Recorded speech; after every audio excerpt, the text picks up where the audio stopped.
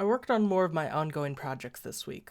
To start off, I finally finished my rotoing in Decilo, and I was able to work on the actual effects, making the actual fire effects.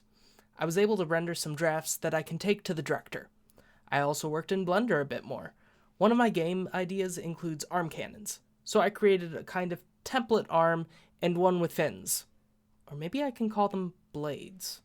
Anyway, I decided to take a look into Unreal Engine after that. Yeah, I'm gonna get into that later. A lot of my creativity was put into my deck building project this week.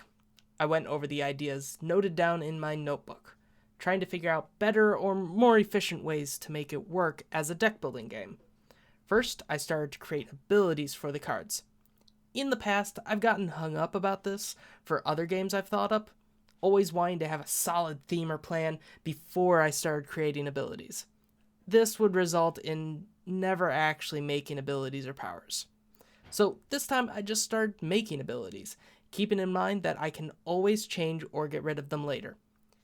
Here's an ability for an example. Gain plus something if you have already played something. This got me thinking about the different types of cards I had. I of course have the 3 tiers, but I also have weapons, items, attacks, and spells. In each of these categories, I have a bunch of different names. It got me thinking, if I have a card with said ability, what kind of card should have been played? Plus, not all cards have to be used in a single use of this game. Legendary and Dominion have you select only certain cards out of them to use in any given game. So I came up with the idea of subcategories to what I've made. Weapons have range and close combat. Instead of armor, there's equipment, with the subcategories armor and magic.